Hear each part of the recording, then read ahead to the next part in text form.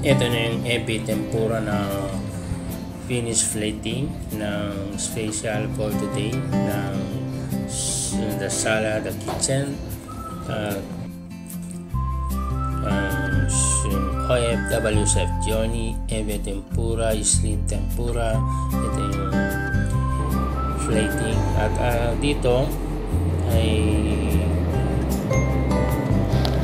nilinisan ko yung tiger prawns. Tinatanggalan ko siya ng balat at pipigayin ko na para mag-straight siya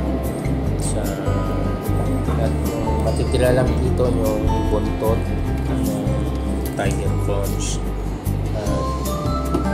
Ang isang order dito ay 6 na piraso.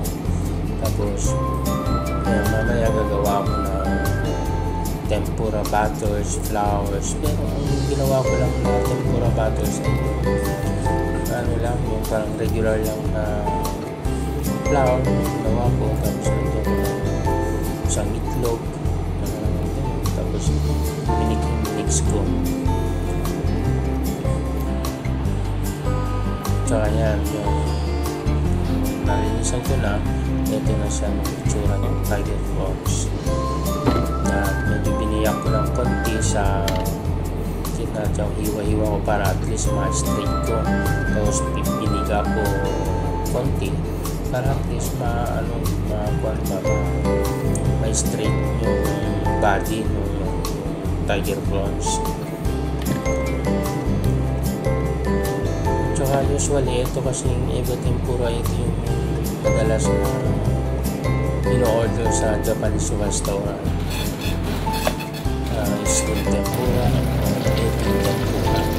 Tapos fry ko na dito yung one. Hindi ko lang kasi pinakita yung pag-mix ko yung butter kasi minsan may nagawa na dito na butter na regular ginagawa namin araw-araw na tempura butter sa mga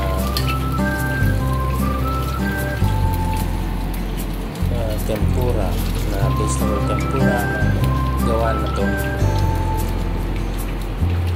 Yan, tapos kinukuha ko may epi-plating ko dito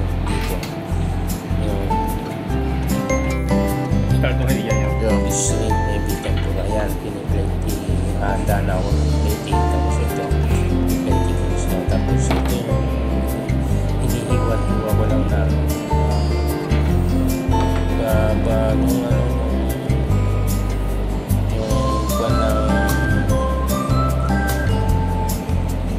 ng romaine lettuce, ng puti, tapos plating ko dyan. Plating ko siya. Parang trials lang naman to.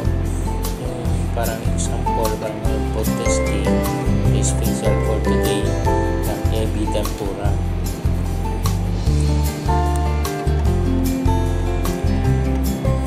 Yan yung pinano ko yung mga green leaves, yung parang dekorasyon, yung parang tinatoppings lang sa parang decorate ng shrimp tempura.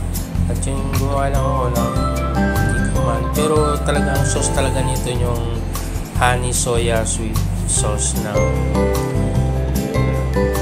kikuman. Tapos yung chipotle mayo, yung isang side sauce na parang tipping yung tempura na gawa na. Pero